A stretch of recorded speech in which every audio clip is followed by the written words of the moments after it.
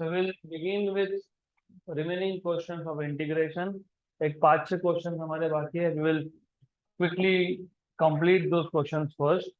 तो कल ये एक क्वेश्चन था, सॉल्व द फॉलोइंग इंटीग्रल्स. उसमें हमने first and second number solve किया था. Third and fourth is remaining. So let us start with third question. Integration root x plus 1 upon x plus root x. So who will tell me which property we can use here? Which property of integration we can use here? जैसे हमने derivative में numerator upon denominator का form देखा था, याद है क्या? Derivative of numerator upon denominator, denominator as it is, derivative of numerator minus numerator as it is, derivative of denominator upon denominator का स्क्वायर. वैसा हमने इंटीग्रेशन में कोई रूल देखा नहीं. We have not seen any rule of integration as of now, और वो हम फिजिक्स में करेंगे भी नहीं. वो हायर लेवल मैथमेटिक्स 12th में आप सीखोगे. तो one thing is for sure कि यहाँ पे न्यूमरेटर अपॉन डिनोमिनेटर का फॉर्म पता नहीं है, तो numerator upon denominator form use भी नहीं करना है. तो व्हाट वी कैन डू, ऊपर है रूट एक्स प्लस 1 और डिनोमिनेटर में है x plus root x. So can we write this integration as integral root x plus 1? What is x? Root x into root x. तो x क्या होता है? root x into root x. और यहाँ पे क्या है? Plus root x. तो डिनोमिनेटर में से क्या कॉमन निकलेगा? रूट x कॉमन निकलेगा. Very good. तो डिनोमिनेटर से अगर मैंने रूट x को कॉमन निकाल लिया तो पहले टर्म में क्या बचा? Root x. दूसरे टर्म में क्या बचा? Plus 1, right? dx. तो न्यूमरेटर में रूट एक्स प्लस 1 और डिनोमिनेटर का रूट एक्स प्लस 1 कैंसल. तो इसको आप लिख सकते हो 1 upon root x. But what is root x? X raise to half. X raise to half अगर न्यूमरेटर में जाएगा तो x raise to minus half. ये कौन सा फॉर्म है? X raise to n. What is integration of x raise to n? X raise to n plus 1 upon n plus 1 plus constant of integration c. तो minus half plus 1 is plus half और minus half plus 1 is again plus half. तो ये आ जाएगा x raise to half upon half plus c. ये half कहाँ पे है? डिनोमिनेटर में. डिनोमिनेटर का डिनोमिनेटर कहाँ जाता है? न्यूमरेटर में. तो ये क्या हो जाएगा? ये बन जाएगा आपके पास 2 into x raise to half plus c. What is x is to half? Root x. तो ये आ गया 2 root x plus c. Done. This is how you are supposed to solve this integration. Simple. Next question. So remember, जब भी next question पे जाने से पहले याद रखो numerator upon denominator form. Physics में हमने अभी तक सीखा नहीं है how to integrate numerator upon denominator, क्योंकि फिजिक्स में इतने डिफिकल्ट लेवल के इंटीग्रेशन हमको लगने भी नहीं वाले. तो जो सिंपल सिंपल है इसमें हमने सिर्फ डिनोमिनेटर में से रूट एक्स कॉमन निकाला. तो न्यूमरेटर में था रूट एक्स प्लस 1, डिनोमिनेटर में आ गया root X into root X plus 1. Root X plus 1 root X plus 1 cancel. Root X is X raise to half. 1 upon X raise to half मतलब X raise to minus half. X raise to N का form apply करो and solve करो. Done. Next question, question number 4. 3 raise to x minus 4 raise to x upon 5 raise to x. तो ये question कैसे solve करेंगे? अगर आपको याद होगा integration of a raise to x क्या था? A raise to x upon log a plus c. तो एनीथिंग रेज टू एक्स दिखा और इंटीग्रेशन भी डीएक्स पे है. फॉर एग्जांपल ऐसा भी हो सकता था 3 raise to t minus 4 raise to t upon 5 raise to t d t. ये दोनों सेम ही है. सिर्फ इंटीग्रेशन में वेरिएबल देख लेना एक्स और टी ये पावर में है क्या? यस. तो जो इंटीग्रेशन का वेरिएबल है अगर वो पावर में है, इंडेक्स में है, तो ए रेज टू एक्स का फॉर्म यूज होगा, ए रेज टू एक्स का फॉर्मूला यूज होगा. अब डायरेक्टली तो कर नहीं सकते, तो एक काम करेंगे, इसको हम ऐसा लिखेंगे equal to 3 raise to x upon 5 raise to x minus 4 raise to x upon 5 raise to x d x.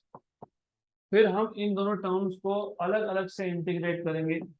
तो इंटीग्रेशन 3/5, 3 रेज टू x और 5 रेज टू x, तो दोनों का कॉमन पावर कितना है, x, और यहाँ पे लिख देंगे dx, माइनस इंटीग्रेशन 4/5, दोनों का कॉमन पावर क्या है, x, dx, राइट।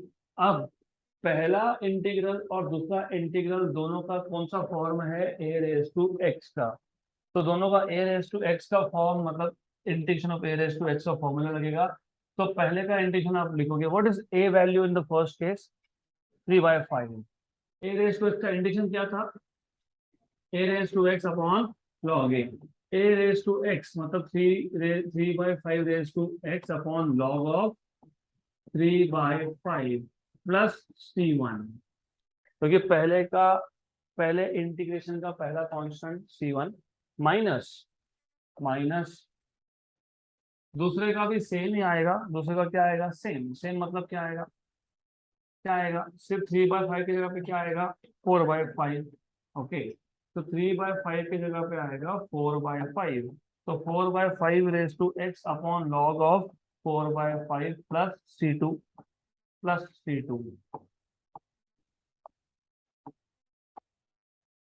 क्लियर। अब से ब्रैकेट्स को ओपन करना है, डन।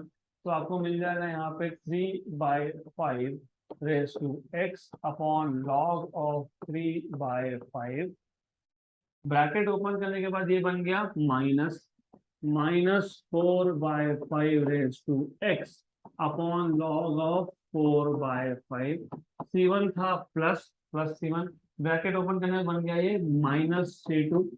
मैंने बताया था constant minus constant is another constant, तो फाइनल आंसर में सिर्फ c1 माइनस c2 की जगह पे एक कांस्टेंट लिख दोगे प्लस c, डन। ये आ गया आपका फाइनल आंसर, खत्म integration. Next question, okay, evaluate integration of 1/6x plus 5 raise to 4 minus 1/8 minus 3x raise to 9 dx।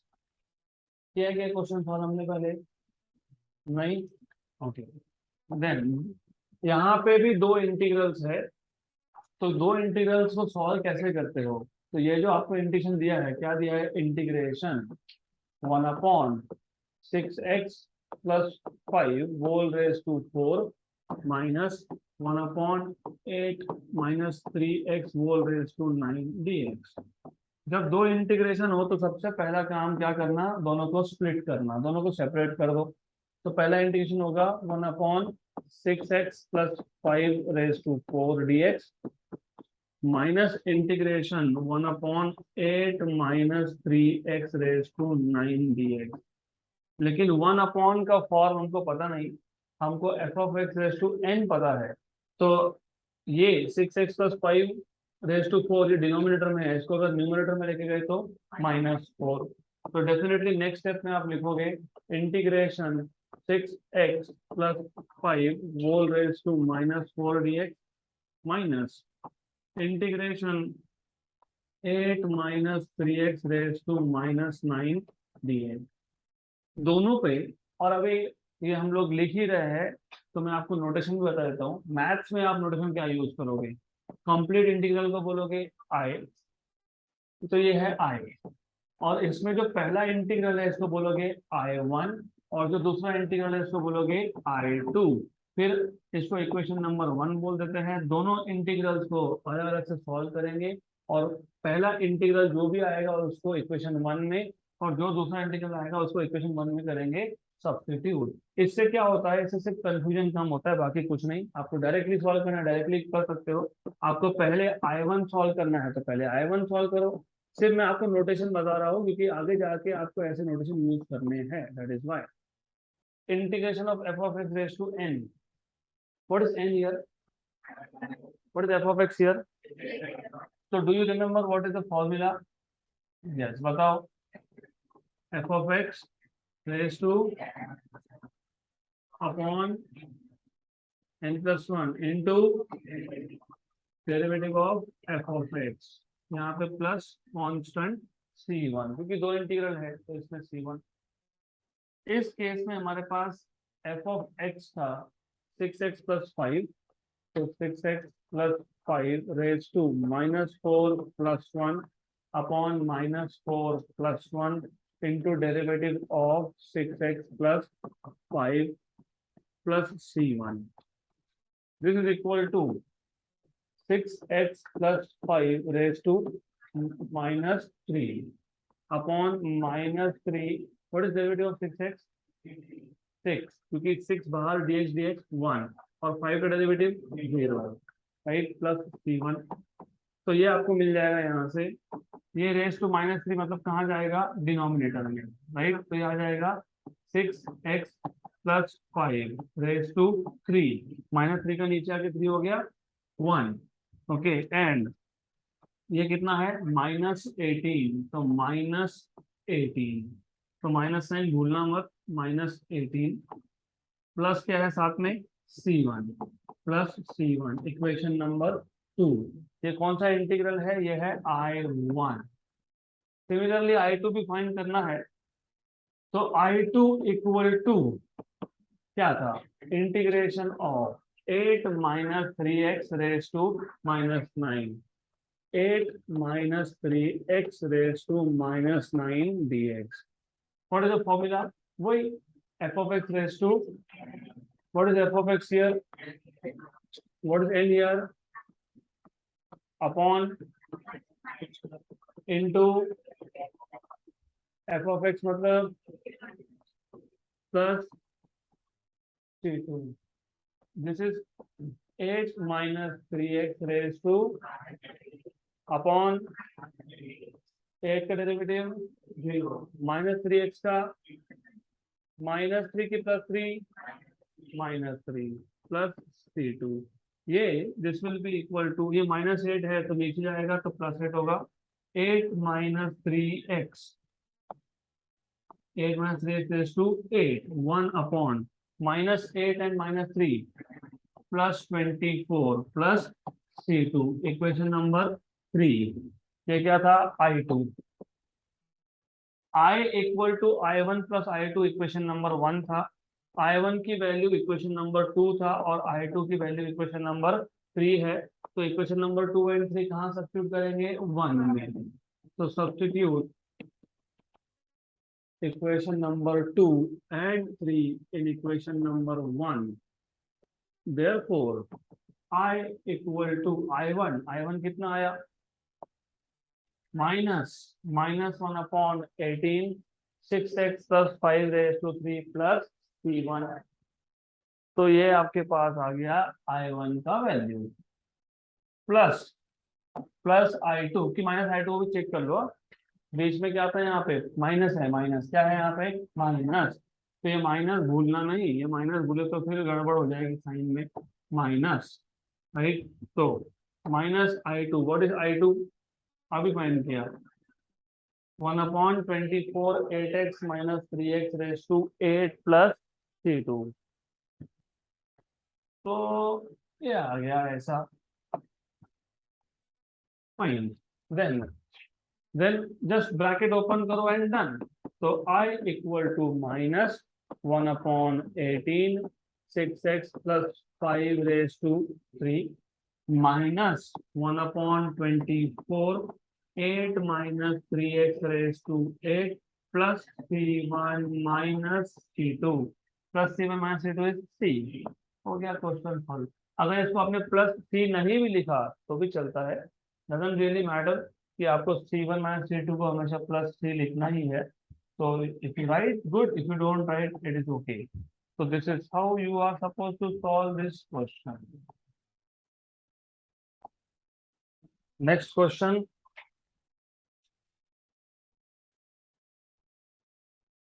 Evaluate integration of 2x plus 1 cube upon x square dx.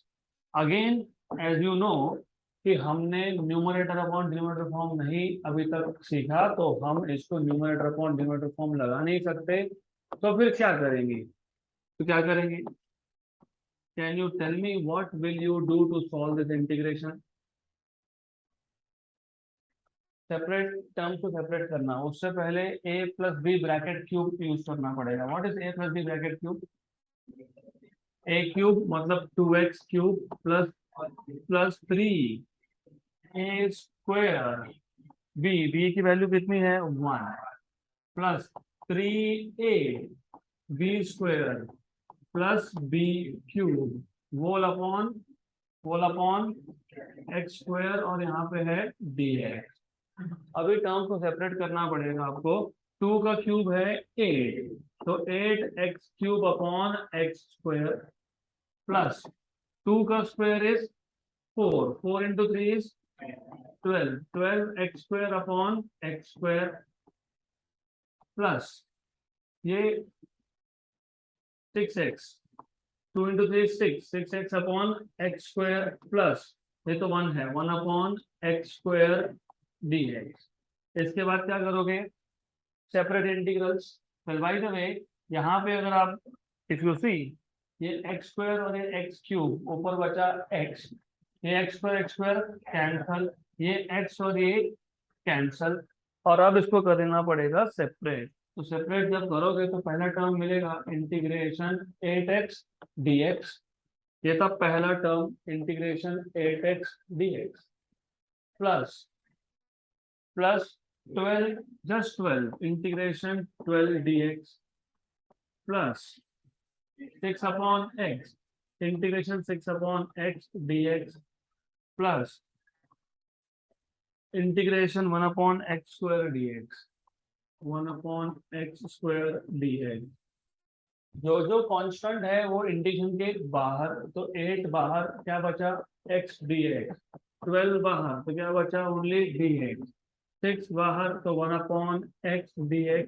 और यहाँ पे जो x square है इसको लिखता हूँ x raise to -2 dx. x dx का integration कितना होता है? x स्क्वायर अपॉन 2, क्योंकि x रेज टू 1 है. x रेज टू 1 मतलब x रेज टू n का formula x raise to n plus 1 upon n plus 1. Correct. x raise to 1 मतलब n की वैल्यू 1, तो 1 प्लस 1 मतलब 2 अपॉन 2 प्लस c1. अब याद रखना इंटीग्रेशन और डेरिवेटिव एक दूसरे के क्या होते हैं? Opposite, cancel. तो क्या बचा x. तो जब भी इंटीग्रेशन dx आए मतलब सिर्फ x, जब इंटीग्रेशन dt आए मतलब सिर्फ t, जब इंटीग्रेशन dy हो तो सिर्फ y. तो जब इंटीग्रेशन ऑफ dx तो only x plus c2. What is integration of 1 upon x? Log of x. So 6 log x plus c3. x raised to -2 मतलब x raised to n का formula x raised to -2 plus 1 upon -2 plus 1 plus c4. यह आ जाएगा 1 दा and 4 दा, मतलब 4x square plus 12x plus 6 log x minus क्यों minus? What is -2 plus 1? -1 बराबर minus, तो इसलिए ये आ गया माइनस x रेज टू -1 मतलब 1 upon x. x raise to -1 मतलब 1 अपॉन x, और ये -2 प्लस 1 मतलब -1, तो क्या आ गया minus plus c1 plus c2 plus c3 plus c4 is c. हो गया solve. 4x square plus 12x plus 6 log x minus 1/x plus c. So that is the end of chapter number 2, mathematical methods. यहाँ पे खत्म.